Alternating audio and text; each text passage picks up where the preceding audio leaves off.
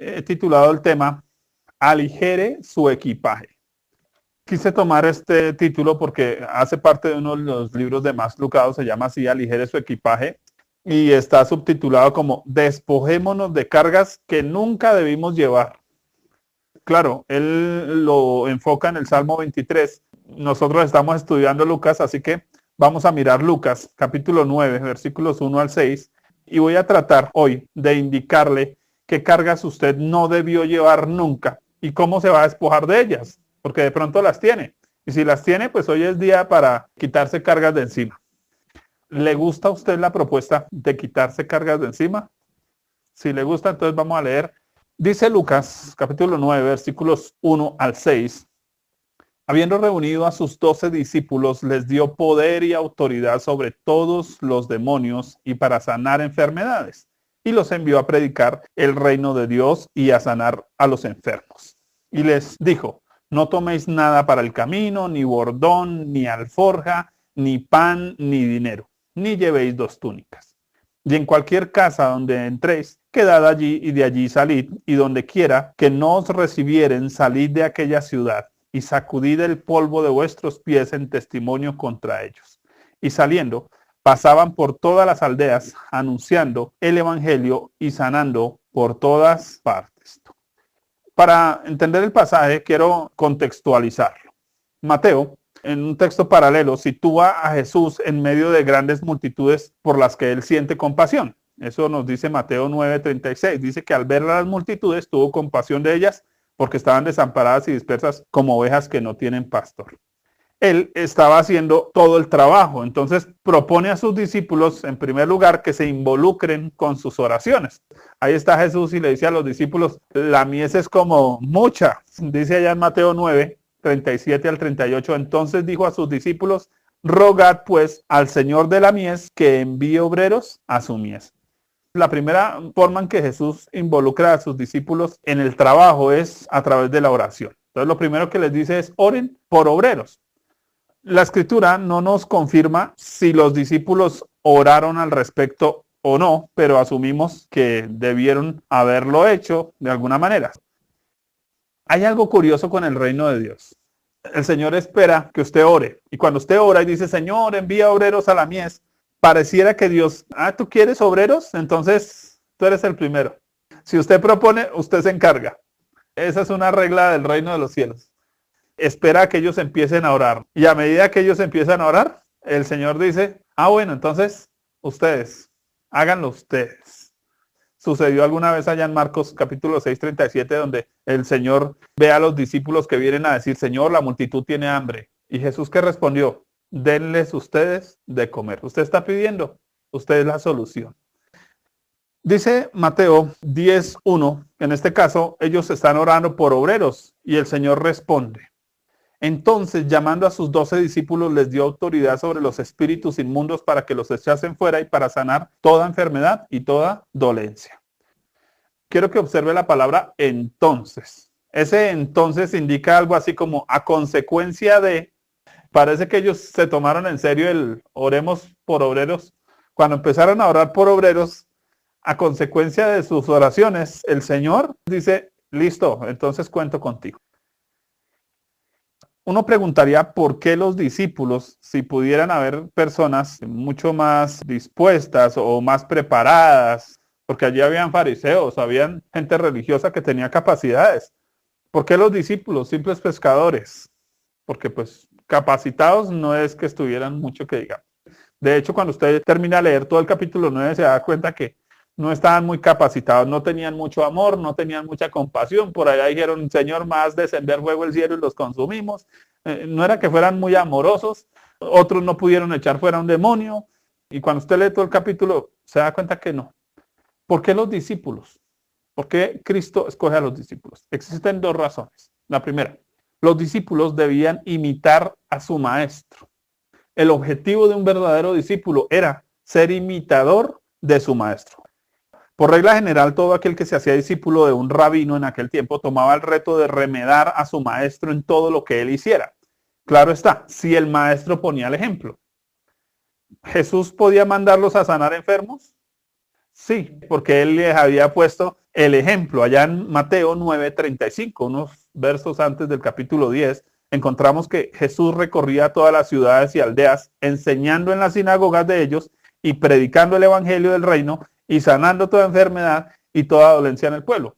Él mismo les ha mostrado cómo se hace. Lo único que ellos tenían que hacer es seguir sus pasos.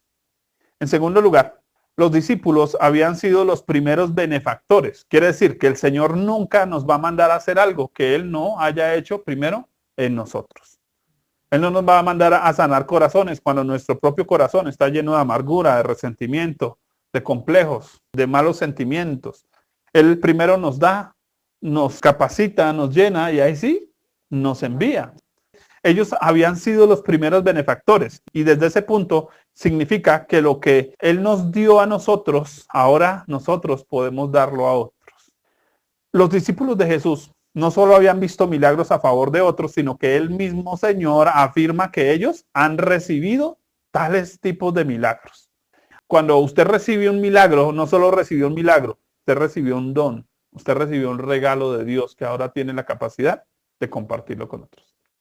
Mateo 10, 7 al 8 dice, y yendo, predicad diciendo, el reino de los cielos se ha acercado, sanad enfermos, limpiad leprosos, resucitad muertos, echad fuera demonios. Aquí está la clave. De gracia recibisteis, dad de gracia. Damos de lo que hemos recibido. Por eso los discípulos. Estos hombres ya conocían lo que debían predicar, habían recibido sanidades, habían sido liberados de la muerte y eran libres bajo el ministerio de Jesús. Ahora su labor era recrear lo que ellos mismos habían experimentado. Y le dice, bueno, ahora hágalo usted. Les ha enseñado, ellos han observado cómo se hace y ahora simplemente hágalo usted. Y eso es lo que van a hacer. Contextualizada la historia, pasemos a plantear algunos razonamientos aquí importantes. Lo he titulado Lo que nunca debió ser, porque recuerden que estamos hablando de cargas que hemos cargado que nunca debimos haber cargado, pero pues ¿qué hemos cargado todos? Usted jamás debió cargar con un sermón. ¿A quién le gustan los sermones? Yo creo que a nadie nos gustan los sermones, ¿cierto? Y menos cuando es la mamá la que lo sermonea a uno, o el papá. ¿Saben qué? Fue el pecado lo que hizo que Dios tuviera que hablar muchas veces y de muchas maneras. Igual que un papá en una casa quisiera solo dar una orden, ¿cuántas veces? Una sola vez. Pero ¿por qué tiene que dar la orden 2 y 3 y hasta que se enoje y luego ya no es orden sino cantaleta? Porque hay desobediencia. Me hace pensar hoy por qué el Señor envía predicadores. Porque necesita que alguien cantaletee a su pueblo. Necesita que alguien le diga a su pueblo lo que tiene que hacer. Le recuerde a su pueblo lo que tiene que hacer. Nuestro oficio es ser la cantaleta de Dios. Piense en esa casa, cuando usted como hijo hace algo mal. Casi parece que usted puede escuchar la voz chillona de su mamá o ese sonido mandón de su papá. Esa voz histórica que le recuerda que en ese lugar hay reglas, que las cosas tienen un lugar destinado, que las órdenes se obedecen. Y es muy probable que sus oídos entren en neutro, porque algo sucede mucho con la predicación. ¿Qué? Cuando usted escucha cantaleta, como que usted empieza a escuchar por allá lejos, como si estuviera entre un hueco. Y eso sucede también en la vida espiritual. Cuando usted no quiere escuchar la predicación, le chilla. La predicación hace que usted entre como en un adormecimiento, como que usted quedó en un mundo paralelo. Algo suena por allá como un eco. Sin embargo, el sermón, y quiero enfatizar este punto, puede ser para usted un regalo o un regaño, dependiendo de su actitud. Verlo como un regaño va a hacer que usted se adormezca. No sé, cuando una persona, por ejemplo, ha recibido mucha cantaleta, ¿sabe qué tiende a pasar? Se endurece. Cuando usted sí recibe, eso lo despierta, porque usted quiere escuchar a esa persona, ¿cierto? Como cuando uno está ennoviado, ¿no? Usted quiere escuchar a la persona porque usted le gusta su voz, pero cuando no le gusta su voz, no la quiere ni escuchar. Segunda de Pedro 2:13 nos dice lo siguiente. Pues tengo por justo, en tanto que estoy en el cuerpo, está diciendo Pedro, el despertaros con amonestación. Oiga, ¿para qué sirve la predicación? Para despertar al que no quiere oír. Efesios 5:14 dice lo siguiente. Por lo cual dice, despiértate tú que duermes y levántate de los muertos y te alumbrará Cristo. A veces nuestro trabajo como predicadores es el ser el hermanito menor que va a despertar al hermanito mayor. Hermanito, mi mamá dijo que se pare de la cama, ¿cierto? Y aunque sea, quítele las cobijas, échele agua a la cara. Y eso hacíamos los hermanitos menores para ir a despertar a los mayores. Y eso es la predicación. Ahora, ¿por qué tenemos que soportar la predicación? ¿Por qué tenemos que cargar con el peso de la predicación? Porque hemos pecado. Efesios 5:15 continúa diciendo, mirad pues con diligencia cómo andéis, no como necios, sino como sabios, aprovechando bien el tiempo porque los días son malos. Por tanto, no seáis insensatos, sino entendidos de cuál sea la voluntad del Señor. Aquí hay algo clave porque siempre hablamos de aprovechar bien el tiempo como no perder el tiempo. Pero Pablo lo está poniendo en un contexto en cual no desaproveche las predicaciones. No desaproveche esos sermones. Entonces, cuando su mamá lo esté sermoneando, no desaproveche el sermón que le va a servir en la vida. Cuando su pastor le esté sermoneando, le esté dando la predicación, el sermón, no lo desaproveche porque le va a servir en la vida. Aproveche bien el tiempo porque los días son malos. Hay un día en que usted va a decir, ay, si mi mamá me hubiera cantaleteado otro poquito. Si hubiera yo escuchado esa predicación que hablaron sobre tal tema, entendería cómo tengo que solucionar tal cosa. Miremos algo más. ¿Cómo aligerar su equipaje? Porque a veces las predicaciones se nos vuelven una carga. Ay, yo ya no quiero escuchar ni una predicación más. Porque nos pasa. Lo hablo por experiencia y creo que por eso dice que hubo momentos en que cuando el mismo Señor hablaba o cuando hablaba algún predicador, dice que se tapaban los oídos. Lo vemos creo que en Hechos de los Apóstoles, se tapaban los oídos, la gente no quería escuchar, tristemente. Eso le pasó a un Jeremías cuando predicaba, la gente decía, no, yo no quiero ir. ¿Cómo aligerar nuestro equipaje? ¿Cómo hacer que la predicación no se vuelva una carga para nosotros? Porque se vuelve una carga cuando no queremos escuchar, pero se va a convertir en algo gratificante cuando nosotros abrimos el corazón.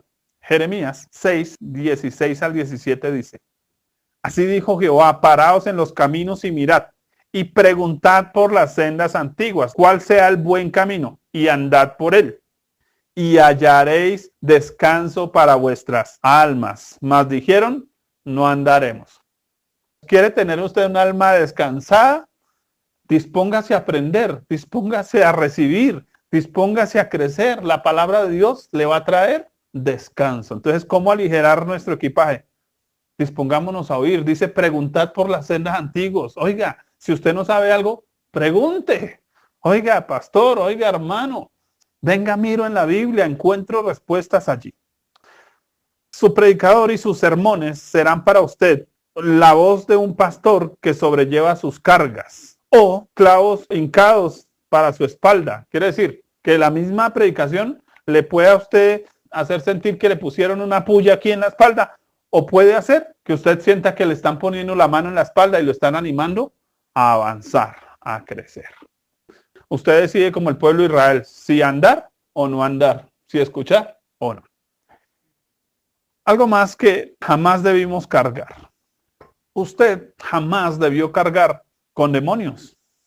Lucas nos cuenta que el Señor envía a sus discípulos también a expulsar demonios de las personas. Quiere decir que ellos tienen cargas que están cargando ahí espirituales. Básicamente, el trabajo de un demonio es oprimir. Y es de saber que cuando la Escritura dice que Cristo vino a deshacer las obras del diablo, el término para obras que aparece ahí se refiere al acto de hacer construcciones pequeñas, de hacer cárceles. Eso es lo que Satanás hace. ¿Crear qué? Cárceles alrededor de las personas. Él quiere verlas detenidas, limitadas. Esas son las obras del diablo. El diablo le gusta todo lo pequeño. Por eso verá que le gusta la nanotecnología. A ese le gusta lo chiquito.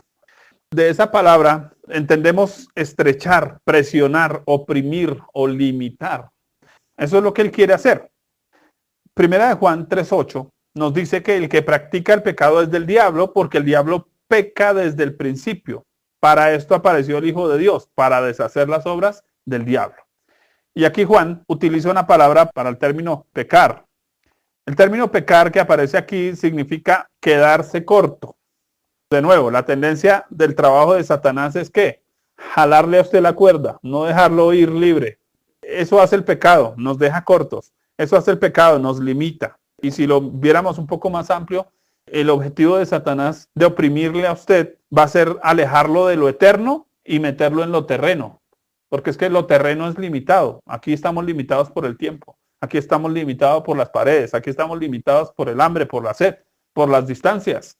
Es lo que Satanás quiere hacer, oprimirle. Y usted nunca debió haber cargado con demonios. Y mire que aquí no estoy hablando de demonios solo en el sentido de espíritus chocarreros que andan por ahí volando. No, estoy hablando de cómo Satanás utiliza muchas veces nuestras circunstancias para encerrarnos. Las cosas normales de la vida para limitarnos. Si yo le pregunto a usted, ¿cuántos demonios tiene? Usted como creyente me va a decir, no, pues ninguno, pastor. ¿Cómo le ocurre? Si la Biblia dice allá en Juan 5:18 que el maligno no me toca. Ah, bueno, listo. No lo puede tocar, pero sí puede construir cosas alrededor de usted. Créame. Más bien le cambio la pregunta. ¿Qué tan estrecha está su vida? Porque el trabajo de los demonios es levantar muros alrededor suyo. Muros que le hagan perder el aliento. Muros que le aíslen de los demás. Muros que obstruyan su visión. Que le enceguezcan frente a la realidad. Muros que le limiten en un solo lugar, que usted se estanque, ¿cierto? En una sola y testaruda forma de pensar, que usted también quede ahí atrapado por su terquedad. Esos son los muros que el enemigo levanta. Ahora sí, respóndase a sí mismo. ¿Cuántos demonios me oprimen? Tal vez usted esté cargando con ese peso y no tiene por qué cargarlo. Entonces, ¿cómo aligerar su equipaje? Los demonios no son sino una carga fastidiosa y difícil de quitar en muchos casos, pareciera como las cucarachas, ¿no? Es más persistente, es cosa tan terrible. ¿Cómo quitárselas de encima? ¿Cómo quitarse esos demonios de encima? Esas cosas que lo limitan a usted, que limitan su vida. Jesús plantea darle algo a sus discípulos. ¿Recuerdan? Poder y autoridad. La palabra dio que aparece en Lucas 9:1 tiene más de 35 sinónimos en la Biblia, pero aquí se traduce en su forma como recibir algo por prestar atención. O sea, lo único que usted tiene que hacer es mirar. Y si usted presta atención, ya recibió. ¿Se está refiriendo a qué? A aprender algo. Lo aprendí por observación. Usted y yo recibimos poder y autoridad, ¿qué? Observando. ¿Qué habían observado los discípulos? Los discípulos habían observado a Jesús echar fuera demonios. ¿Por qué ellos podían echarlos? Porque sabían cómo se hacía, porque ya habían visto cómo se hacía. ¿Cómo echaba Jesús fuera los demonios? Esto es lo interesante. Veamos la respuesta del propio Señor Jesús allá en Lucas 11:20. Presten atención. Mas si por el dedo de Dios echo yo fuera los demonios, ciertamente el reino de Dios ha llegado a vosotros. ¿Cómo derriba el Señor Jesús muros? ¿Con qué? Solo con el dedo.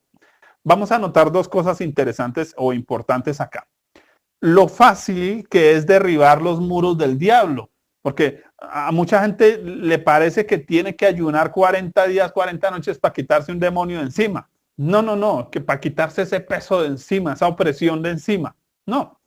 El Hijo de Dios, Jesús, no necesitó dar puñetazos, zapatear o tomar impulso desde lejos para derribar esos muros diabólicos. Solo tocarlos con el dedo, pero no con su propio dedo, con el dedo prestado de alguien. ¿El de quién? El de Dios. Sí, no se trata entonces de sus esfuerzos propios. ¿Por qué se nos hace una carga? ¿Por qué los demonios logran poner tanto peso sobre el ser humano a través de esos muros que levantan alrededor? Porque estamos confiando en nuestros propios esfuerzos. Echar fuera demonios simplemente es un asunto de dependencia absoluta en Dios. Cuando usted depende de Dios, los demonios no tienen nada que hacer. Todo lo que ellos levantan, eso, una lluviecita y chao, eso no es más. Es más fácil de lo que usted y yo pensamos. Quiere librarse de sus demonios, dependa de Dios y no de sus propios esfuerzos. Entonces echar fuera demonios será como un juego de niños para usted y cuando confíe en Dios, porque ese es el punto. Cuando usted y yo demostramos nuestra confianza en Dios, le tengo una respuesta del salmista. Cuando alabamos a Dios de forma infantil, alabar a Dios hace que los demonios huyan, hace que los muros se derriben. ¿Qué fue lo que el Señor mandó a hacer a Josué? Alrededor de Jericó, de los muros. Alabar a Dios. Y mientras ellos alababan a Dios, ¿con qué alababan a Dios? Con su silencio. Porque es que nuestra queja levanta muros. hace que el diablo diga, pongo otro ladrillo. Cada vez que murmuramos, nos quejamos, renegamos, el diablo dice, ay, te presto un ladrillo más para tu muro. Pero cuando aprendemos a callar y más bien cuando abrimos la boca es para alabar a Dios, como cuando el pueblo dice, y ahora sí toquen trompeta. Ah, la alabanza va a hacer que esos muros se derriben. Salmo 8.2 nos dice lo siguiente. De la boca de los niños y de los que maman fundaste la fortaleza a causa de tus enemigos, para hacer callar al enemigo y al vengativo. ¿Cómo hace el Señor para avergonzar al diablo? Cuando un creyente alaba a Dios. Entonces Dios dice, ah, tú quisiste levantar ese muro alrededor de mi hijo, y pone el dedo y se cayó la cosa. Eso fue todo, sencillo. El texto nos dice algo más. El Señor dice que el reino de los cielos se ha acercado. No solo es alabar a Dios, sino acercar el reino de Dios a nosotros. Mire que no se trata de espantar al diablo, se trata de invitar a Dios. ¿Quiere usted quitarse sus demonios de encima? No se enfoque en espantar al diablo, enfóquese en invitar a Dios a su mundo, a su entorno. Dice Santiago 4:7-8, ¿cómo hacerlo? ¿Cómo invitar a Dios? Someteos pues a Dios. Resistid, no dice pelear, no dice guerrear, dice resistir al diablo y huirá, solito se va a ir. Igual que cuando uno con un dedo toma el muro y el muro se va, solito. Acercaos a Dios y Él se acercará a vosotros. Damos un primer paso, acercarnos a Dios. Y entonces Dios dice, ah, entonces me acerco. Resulta que Dios quiere acercarse, pero hay un muro alrededor que el diablo ha querido levantar. ¿Qué va a hacer Dios si quiere acercarse a usted? Quitemos el muro, porque es que si usted quiere que yo me acerque, yo estoy dispuesto. Pero si hay cualquier oposición, ¿quién va a quitar la oposición? Dios mismo va a quitar la oposición. Cuando usted quería ver a su novia, eso no había obstáculo que se interpusiera, ¿cierto? Eso no importa si falta plata, si no hay para el pasaje, si no hay para la llamada. Usted rompe cualquier muro para poderse reunir con su amado. Eso debemos hacer, invitar al Señor para que el Señor derribe esos muros a nuestro alrededor. ¿Sabe cuál es el problema? Que muchos de nosotros nos quedamos simplemente viendo los muros. Como el reino de los cielos se ha acercado, la pregunta es entonces ¿a quién prestar atención? Ese es el punto. Hebreos 12:1-2 nos dice lo siguiente. Por tanto, nosotros también, teniendo en derredor nuestro tan grande nube de testigos, despojémonos de todo peso y del pecado que nos asedia y corramos con paciencia la carrera que tenemos por delante. ¿Cómo se despoja uno? Puestos los ojos en Jesús. Entonces, cuando usted pone los ojos en Jesús, ¿qué puede hacer? Despojarse. Se puede quitar eso de encima. Dice el autor y consumador de la fe. Cuando usted pone su mirada en Cristo, logra despojarse de cualquier demonio. Y no solo de cualquier demonio, de cualquier pecado, de cualquier tentación. Se va a poder quitar esa carga de encima. Su mirada debe estar puesta en el trono de Dios, no en el diablo, no en sus muros. Porque a veces miramos solo los problemas, pero no estamos viendo a Dios. No lo estamos viendo. Quite su mirada de usted mismo. No se trata de sus fuerzas. Ay, es que yo si fuera, si supiera, si tuviera, yo. Pues el hermanito yo tiene un problema, que va a tener un poco de muros alrededor. Pero si usted quita su yo y empieza a mirar al que sí tiene que mirar, va a tener una salida. A quitarse ese peso demoníaco de encima. Siguiente. Usted jamás debió cargar con enfermedades.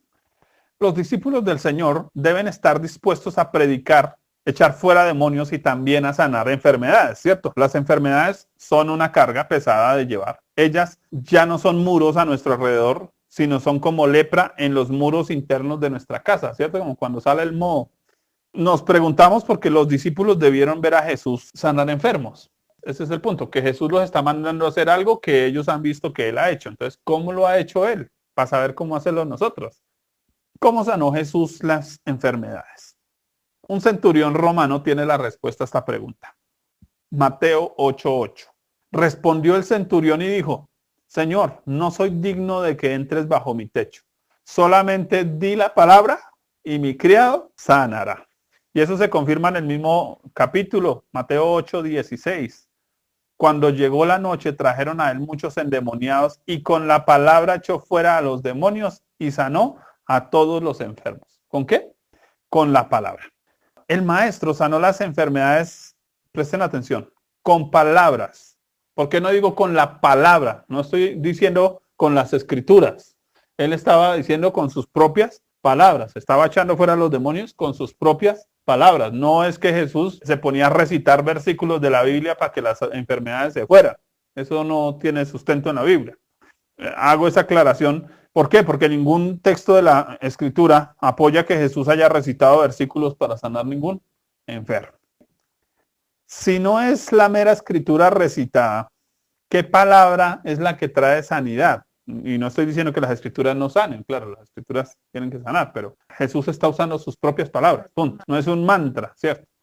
El proverbista nos va a dar la respuesta. Proverbios 3, 7 al 8. Mire lo que la Escritura dice. No seas sabio en tu propia opinión. Teme a Jehová y apártate del mal. Porque será medicina a tu cuerpo y refrigerio para tus huesos. ¿Qué es lo que va a hacer medicina? ¿Qué es lo que va a traer sanidad a nosotros? Observe aquí la palabra opinión. Lo que trae sanidad al creyente es que la opinión de Dios, lo que Dios diga. Y desde este punto no estoy hablando de solo tener un texto de la Escritura, estoy hablando de tener un rema de Dios. Cuando Dios dice, sí, te voy a sanar, la opinión de Dios es, te voy a sanar. ¿Y qué va a suceder? Pues se va a sanar. Pero si Dios no da una palabra de sanidad, usted puede recitar todos los versículos que quiera y el fulano no se va a sanar. Quiere decir que la sanidad de Dios es la opinión de Dios. Así que si usted quiere ser sanado, lo primero que tiene que buscar es una respuesta de Dios específica para su vida. Pablo lo hizo. 2 Corintios 12, 7 al 9, conocemos la historia, ¿cierto? Dice, para que la grandeza de las revelaciones no me exaltase desmedidamente, me fue dado un aguijón en mi carne, un mensajero de Satanás que me abofetee, para que no me enaltezca sobremanera.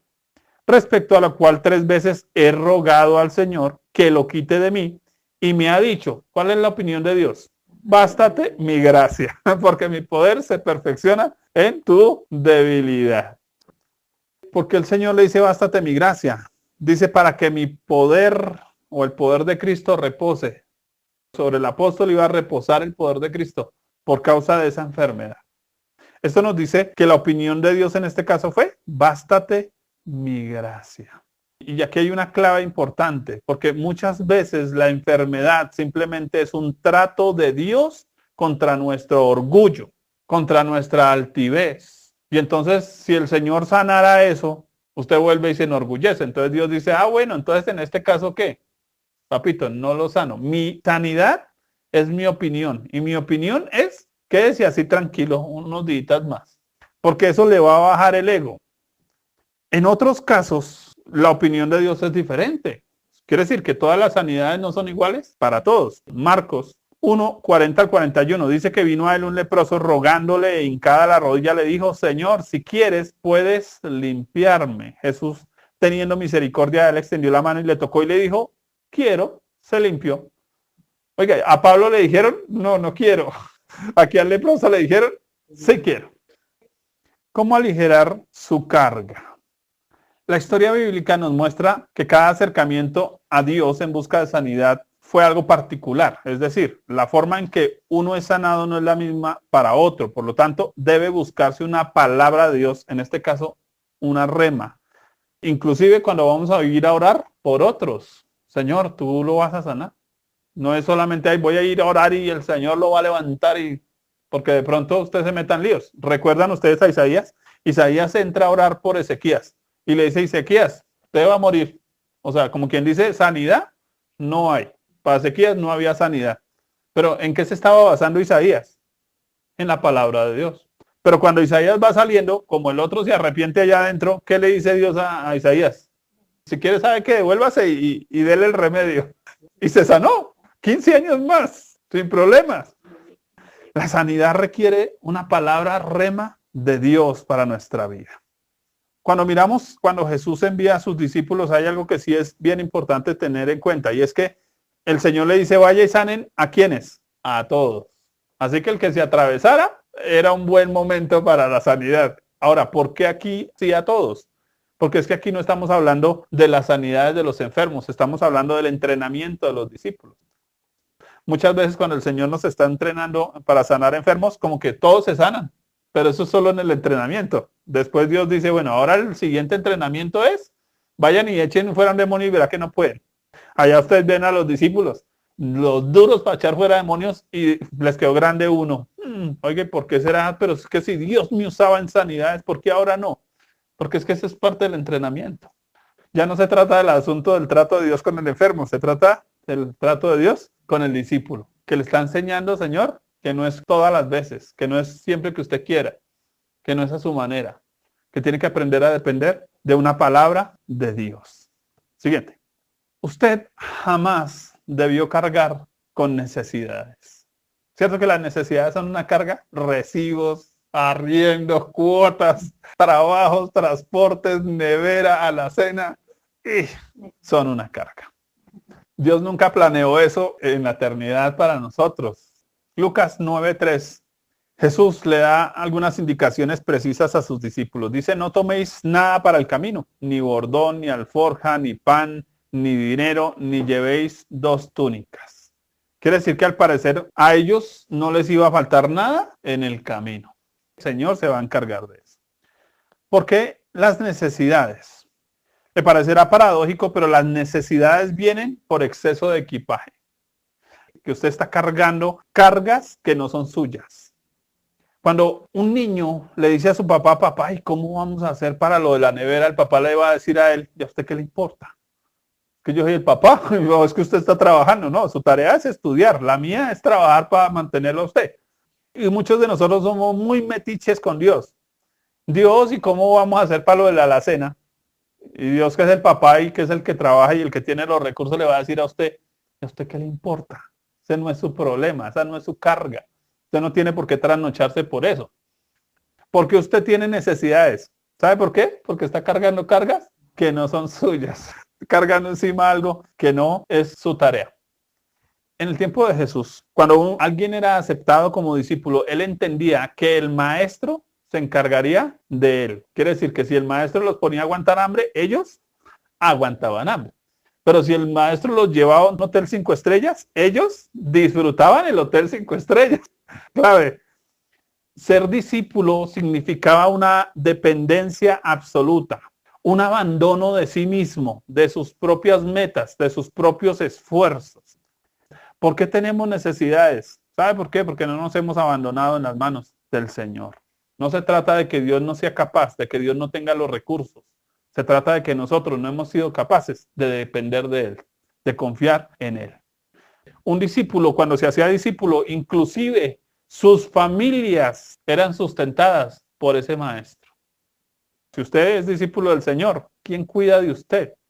Dice, porque Él tiene cuidado de vosotros. ¿Sabe por qué usted tiene necesidad? Porque no está dejando que Él le cuide. Así de sencillo. Algo curioso en la cultura y es que la única forma de que el discípulo obtuviera algo era pedírselo a su maestro. ¿Por qué tenemos necesidades? Dice, ustedes no reciben porque no piden. Jesús le dice a sus discípulos, hasta ahora ustedes nada han pedido. Porque es que nosotros lloramos como una camada de pollos y le lloramos a todo el mundo, pero no le pedimos al maestro. Hay algo bien interesante con este asunto de los discípulos. Y era lo siguiente. Muchas veces el maestro se hacía loco con los recursos. ¿Se acuerdan allá? 3 días el Señor predicando y como que no se acuerda que hay que comer. Usted se va de visita y ya va a ser mediodía y como que no le han ofrecido ni un tinto, ¿cierto? Y usted dice, ¿pero qué pasó? Pues resulta que el maestro esperaba a que los discípulos pidieran. ¿Por qué? Porque es que el que no llora no mama, aunque esté junto a su mamá. Eso decían las abuelas. Había algo clave ahí. ¿Qué? El maestro esperaba que el discípulo pidiera porque iba a aprovechar para darle otra lección más. No era solo que le iba a dar lo que necesitara, era que le iba a dar una lección a través de esa necesidad. Muchas veces Dios nos mete en esas necesidades o permite que eso nos pese para darnos lecciones sobre otras cosas. Ay, es que Dios no provee siempre de la misma manera. preciso, esperando que el hermano de plata de la iglesia sea el que me bendiga, ¿cierto?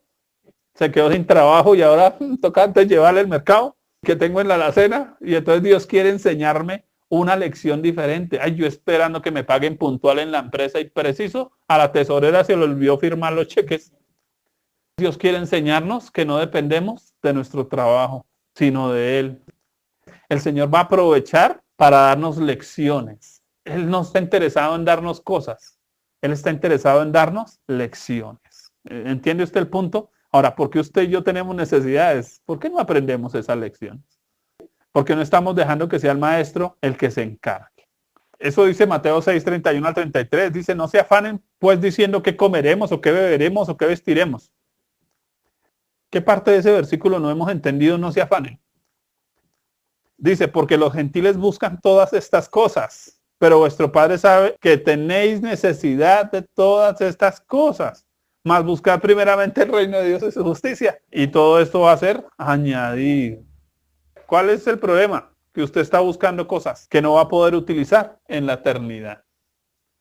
Yo quiero los billetes, pero no quiero aprender cómo llegan.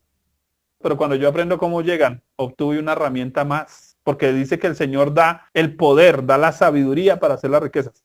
Él no da las riquezas, Él da el poder y la sabiduría, en este caso. Es importante que el Señor nos quiere dar lecciones. ¿Cuál es el lío? Que son lecciones para la eternidad. ¿Y nosotros qué queremos? Plata para hoy, plata para lo terrenal. Pero no estamos pensando en las lecciones espirituales que Dios quiere darnos. ¿Cómo aligerar su equipaje? Hay que quitarse el peso de las necesidades. ¿Cómo se los quita uno de encima? Hay algunas cositas que dejar. Se las voy a enumerar. Mateo 19, 27. Entonces respondiendo Pedro le dijo, he aquí, nosotros hemos dejado algunas cositas. No, nosotros lo hemos dejado todo y te hemos seguido. ¿Qué pues tendremos? ¿Cuáles son las cositas que hay que dejar? Todo. Es que mientras yo todavía tengo el primo rico que me presta plata, el señor de la moto que viene y me cobra el 20%, el gota a gota, tenga mi esperanza puesta en el gobierno que me va a enviar lo del mercadito de 50,000, tengo un problema. No lo he dejado todo. Mientras yo todavía diga, no, pero es que mientras yo tenga fuerza y estas manos para trabajar, ¿todavía tiene sus manos? Hay que dejarlo todo para poder seguir al Señor. ¿Por qué tenemos necesidad? No lo hemos dejado todo. Pedro pregunta, bueno, ¿y qué tendremos? ¿Qué pasa si yo dejo todo? ¿Cuál es el resultado? Mateo 19, 29 al 30. Y cualquiera que haya dejado estas cosas, o dejado casas, o hermanos, o hermanas, o padre, o madre, o mujer, o hijos, o tierra. No, es que si mi marido no trae, perdón, ¿en quién está esperando usted? ¿Quién es su maestro? ¿Su marido? ¿Él es el que le va a sostener? ¿Su mujer? ¿Su papá? ¿Es el que le va a sostener? Quien deja aquellas cosas, dice que recibirá 100 veces más y heredará la vida eterna. Va a aprender lecciones eternas. Pero muchos primeros serán postreros y postreros primeros. Oiga, ¿cómo hacer para dejarlo todo? El Señor utiliza en el versículo 30 lo siguiente. Muchos primeros serán postreros y postreros serán primeros. El problema de la necesidad surge de nuestra búsqueda de posición por parte nuestra. Queremos ser los primeros, tener las mejores cosas que otros, demostrar que somos más grandes, más inteligentes, mejor dotados, dignos de reconocimiento. Ese es nuestro problema. Por eso tenemos necesidades. El creyente, cuando se convierte en creyente, el Señor le dice una sola cosa. Yo quiero ser tu primer amor. Pero sabe que muchos creyentes dicen, no, pero yo no quiero que tú seas el primero, Dios. Primero yo, primero mis títulos, primero mis capacidades, primero mis fuerzas, primero mis hijos, primero mi esposa, primero mi marido, primero mis nietos. Primero. Porque tenemos necesidad. Así que el Señor dice, los primeros serán postreros y los postreros serán primeros. Aquí hay una clave súper importante. Muchos vivimos la vida como si anduviéramos en una competencia contra ella. A ver quién tiene más. ¿Y sabe qué pasa? Terminamos esclavizados de las riquezas. Dejar pasar a otros por delante no necesariamente es quedarnos atrás. Aquí hay un secreto en la vida espiritual. ¿Usted quiere dejar de tener necesidades? Dele preeminencia a otros. Filipenses 2, 3 al 4. Jesús nos dio ejemplo. Dice, nada hagáis por contienda o por vanagloria. Antes bien con humildad, estimando cada uno a los demás como superiores a él mismo. No mirando cada uno por lo suyo propio, sino cada cual por lo de otro. ¿Cuál es la clave de salir de la necesidad? Deje de mirar solo por su alacena, por su nevera, por sus recibos, por su arriendo. ¿Usted no ha pensado que hay otros que necesitan de pronto? Cuando usted empieza a dar, ¿qué sucede en el reino de los cielos? Usted empieza a recibir. Eso es una ley de Dios. Como Jesús dio ejemplo y él se despojó de todo, ¿cuál fue el resultado? Filipenses 2:9 dice que él fue exaltado. Mire que no es que yo llegue a esas posiciones, porque eso es lo que el mundo nos ha vendido, que usted tiene que llegar muy alto, que usted tiene que llegar a esas posiciones, escalonar. Pero aquí la Biblia no nos habla de escalonar, aquí nos habla de qué? De que el Señor es el que nos exalta, cuando fuere el tiempo. ¿Cuándo vamos a dejar de vivir en necesidad? Cuando aprendamos a pensar en la necesidad de otros, cuando dejemos de ser egoístas, ególatras, orgullosos. Ahí está la clave de todo eso. Mire lo que la escritura dice allá en Mateo 11, 28 al 30. Venid a mí todos los que estéis trabajados y cargados, y yo os haré descansar. Llevad mi yugo sobre vosotros y aprended de mí que soy manso y humilde de corazón, y hallaréis descanso para vuestras almas. ¿Cómo quitamos esa carga? Viniendo a Jesús, tomando su yugo, manso y humilde de corazón. ¿Por qué tenemos necesidades? Somos orgullosos. Y Dios a un creyente orgulloso, ¿se acuerda Santiago allá hablándole a los ricos? Dice, ustedes, señores, sus riquezas se van a podrir. Ah, pero hay aquellos que se despojan. El último que usted jamás debió cargar fue el rechazo. El rechazo social siempre va a ser una carga, ¿cierto? ¿A quién le gusta que lo rechacen?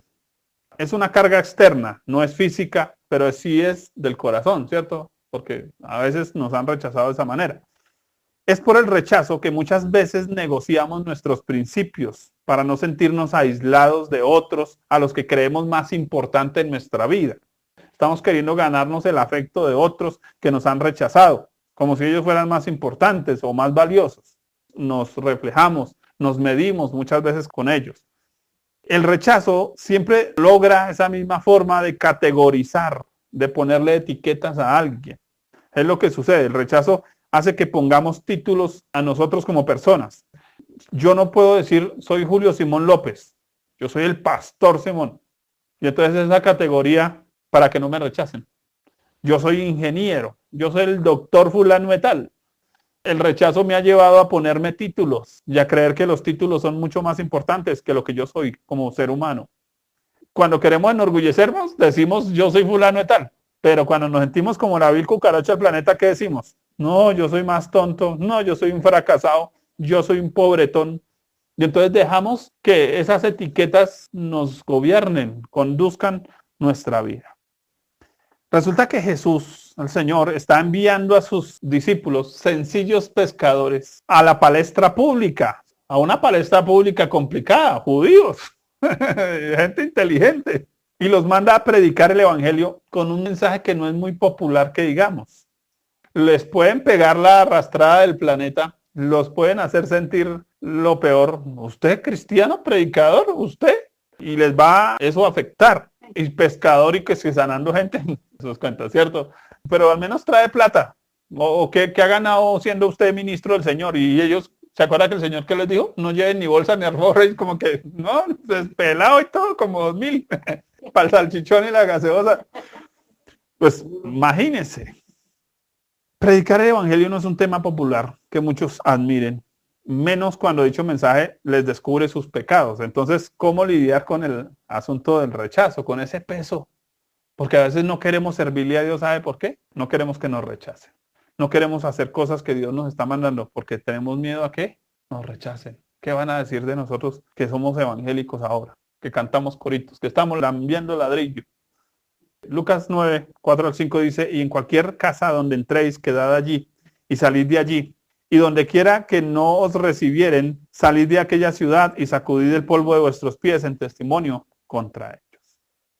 ¿Cómo quitarnos el peso del rechazo? Jesús da dos formas. Primero, no pase mucho tiempo en un solo lugar. Suele pasar que cuando usted es una bendición en un solo lugar, porque imaginen los discípulos iban a llegar y a sanar enfermo y todo, y entonces usted tiene un discípulo de esos en su casa. ¿Usted quiere que vaya?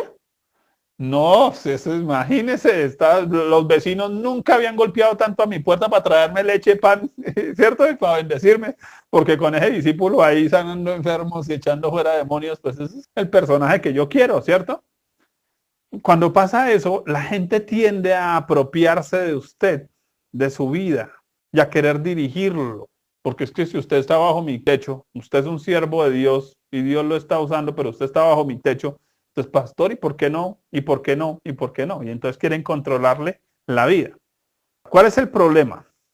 El problema es que tanto amor, cuando se prolonga en demasía, pero sin un compromiso real, se convierte en un rechazo total. Voy a volver a leer eso. Esa frase salió para escribir un libro. Tanto amor, cuando se prolonga en demasía, sin un compromiso real, se convierte en rechazo total. No sé si se acuerdan, Amón y Tamar. Él está enamorado de la muchacha, pero él no tiene un verdadero compromiso. A él no le importa a ella realmente.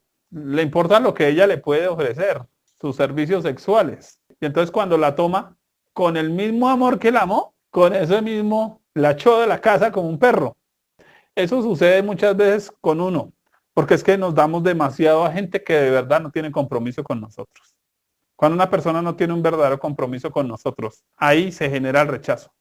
Así que el rechazo llega a ser el resultado de la falta de verdadero compromiso. Los discípulos van a esas casas y sí, la gente está emocionada que los discípulos de Jesús están sanando enfermos, echando fuera demonios, haciendo milagros aquí maravillosos, pero a ellos no les interesa la persona. ¿Qué les interesa? A la gente le interesa eso que ellos están haciendo. Cuando a mí solo me interesan los favores de alguien, el día que ya no me haga esos favores, paso de amarlo a rechazarlo. Entonces, ¿por qué muchas veces hemos sido rechazados? Porque estamos tratando con gente que no tiene verdadero compromiso con nosotros, que no les interesamos nosotros, sino lo que podemos darles. Nada nos aligera más la carga del rechazo que poner espacio con personas tendientes a la idolatría, esa gente que le cepilla a usted todo el tiempo. Gente que le aplaude hoy, pero le apuñala mañana.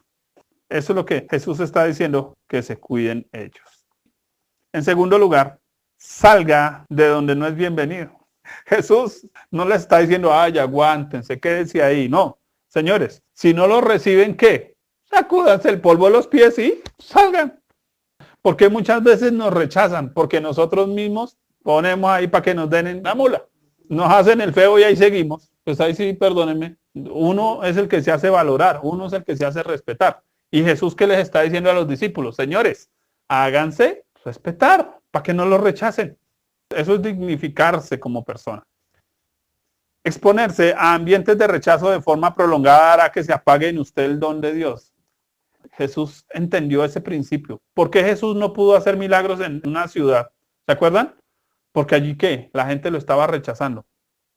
Cuando en un lugar a usted lo rechazan, usted perdió el poder. Qué interesante eso. Es como si eso se apagara. Porque muchas veces se pierde esa capacidad de influencia sobre otros. Porque mientras me rechacen, a mí ni me escuchan, ni me ponen cuidado, y yo puedo orar por 1000 milagros y no van a funcionar, porque no están aceptando. Se requiere aceptación para que hayan milagros. No solo aceptación en creer en los milagros, aceptación del ministro, aceptación de la persona, aceptación del creyente. Así que Jesús les está diciendo, si no los reciben, ni pierdan tiempo sanando enfermos, ni echando fuera demonios, ni nada. Salgan de allá corriendo. Pero Jesús habla de algo. ¿Qué les dice? Sacúdanse ¿qué? El polvo de los pies. Y me llama la atención algo porque quisiera poner ahí un paralelo. Cuando una persona es muy rechazada y se aguanta el rechazo, llora mucho. ¿Qué pasa si los discípulos se ponen a llorar? Ellos están allá, hay polvo en sus pies y se ponen a llorar. Pues se les arma un barrial. Cuando a usted se le arma el barrial, usted sale a caminar y eso hace que usted empiece a embarrarla por donde camine. Yo digo que estoy tomando aquí algo, lo estoy forzando un montón. A veces terminamos embarrándola porque lloramos demasiado, porque nos quedamos en un solo lugar, porque nos dejamos rechazar mucho tiempo. Y entonces ese polvo que debiéramos sacudirnos se nos pegó a los pies. Y entonces empezamos a tropezar. Como que uno le quiere caer bien a la gente y terminas cayéndole peor, pero porque usted no quiere embarrarla con esa persona y termina embarrándola el doble, porque usted mismo está rechazándose, porque usted mismo no se está valorando. Cuando usted no se valora, eso hace que la embarremos peor con la gente que queremos, con la gente que amamos. Entonces, casi que el Señor al decirle sacúdase el polvo de los pies, lo que está diciendo es salga rápido. No se quede ahí, no se quede contemplando el rechazo. Lo están tratando como un moco, perdóneme. No se quede ahí, no se deje, valórese. Nada aligera más nuestro equipaje que conocer nuestra verdadera misión en la tierra. La misión de ellos no era que los aceptara el mundo, porque ese es el problema. La imagen que nos han vendido es que queremos dejar huella en el mundo. ¿Sabe quién va a dejar huella en el mundo? Los rechazados que tienen los pies embarrados. El Señor no nos manda a dejar huella en el mundo, porque es que dejar huella en el mundo es mírenme, que sí soy alguien. Eso es la gente que quiere dejar huella en el mundo. No, el Señor no nos mandó a dejar huella en el mundo. Los judíos tenían un dicho. Cuando había un discípulo le decían que el polvo de los pies de tu maestro caiga sobre ti. Es interesante. Quiere decir que usted huela ese polvo, que usted casi que usted se vuelva como su maestro. Ahora, nuestro maestro no vino a dejar huella en el mundo. Si hubiera querido hacer eso, le hubiera aceptado la propuesta a Satanás, ¿cierto? De recibirle los reinos del mundo. Pero no, él no quería dejar huella en el mundo. Él quería llevarnos a su mundo. Un verdadero discípulo no está dejando huella en el mundo. Ese no es nuestro interés. Nuestro verdadero interés es seguir las pisadas del maestro. Las pisadas del maestro nos van a llevar a la casa del maestro, al lugar donde el maestro quiere que estemos. Nada aligera más nuestro equipaje que conocer nuestra verdadera misión en la tierra.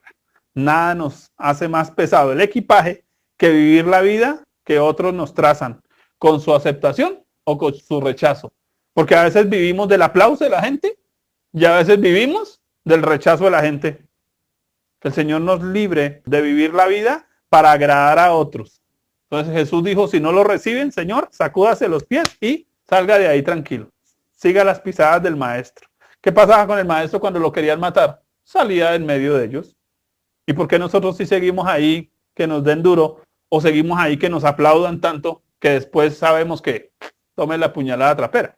Que Dios nos ayude. Leo la conclusión. ¿Recuerda usted cómo aligerar su equipaje? Escuche la palabra de Dios como un regalo y no como un regaño. ¡Ay, otra vez el pastor! El problema no es del pastor, créame. Pero mucha gente cree que eso es así, que se trata de eso. ¿Sí? Me están persiguiendo en esta iglesia. Bueno, entonces váyase para otra a ver si es que no le van a decir la misma vaina. Porque es que cuando Dios dice perseguirnos, nos van a repetir el sermoncito todas las veces que usted quiera. La demora es suya. ¿Quiere que Dios le cambie el tema? Cambie su actitud. ¿Cómo aligerar su equipaje? Atraiga la atención de Dios hacia usted, alabándole. Y verá que sus cargas se van a ir. Ahí sí, no es que me guste mucho la canción, pero dice, cuando levanto mis manos, mis cargas se van. Cuando levantamos nuestras manos, cuando alabamos al Señor, nuestras cargas se van. Siguiente, no lea simplemente la Biblia, busque la voz de Dios en ella. No se trata de que usted solo aprenda versículos y los recite como un loro mojado. No, Señor, ¿qué me quieres hablar a mí? Porque es que a veces solo leemos la Biblia, pero no sacamos, bueno, ¿y qué me dijo Dios? Esa pregunta siempre debe estar, porque cuando Dios me habla, ¿qué carga no se va? Yo estoy bien aburrido y Dios viene y me trae un versículo y ese versículo es a mi necesidad. Se me quitó la carga. Practique la negación de su yo para que Cristo sea su todo. Cristo no va a ser el todo de nosotros si no nos quitamos ese yo. Es que yo sí puedo, yo sí tengo, yo sí sé. Hasta que no nos quitemos ese yo sí puedo, yo sí tengo, yo sí sé, Cristo va a decir, yo no soy tu todo. ¿Qué pasa si no tenemos a Cristo? Pues tenemos la necesidad más absoluta del planeta. Pero cuando tenemos a Cristo, la Biblia dice que estamos completos en Él. Dice, para que no os falte cosa alguna. Si Dios no escatimó a su propio Hijo, no nos dará con Él todas las cosas. Oiga, despojémonos de todos los pesos, de toda la carga. Siguiente y último. Salga de la comodidad y contrariedad humana y pase a la voluntad divina. No viva de la comodidad ni viva de la persecución, porque nosotros vivimos no para que nos aplaudan y no para que nos rechacen. Vivimos para hacer la voluntad de Dios. Punto. Así que los discípulos se iban a ir a sanar enfermos, a liberar endemoniados, iban a esperar la provisión de Dios, porque esa era la voluntad de Dios. ¿Y los iban a echar de algunos sitios? Sí. ¿Y en otros los iban a aceptar? Sí. Contentos echando fuera demonios, contentos sanando enfermos, contentos en una casa, contentos saliendo de esa casa, contentos entrando en otra casa, contentos si los echaban. Ese es el lío que a veces tenemos, que no estamos contentos con nada. Por eso tenemos esa carga encima y la llevamos de un lado a otro, ¿no? Pasamos de una iglesia a otra con el mismo bulto. No, el asunto no es pasear sitios. El asunto es que entender que es el lugar donde Dios quiere que yo esté. Entender que esa es la voluntad de Dios para mi vida. Oiga, ¿recuerda usted qué hicieron los discípulos del Señor? Lucas 9:6 dice, y saliendo, pasaban por todas las aldeas, anunciando el evangelio y sanando por todas partes. Usted puede hacer lo mismo si aligera su equipaje.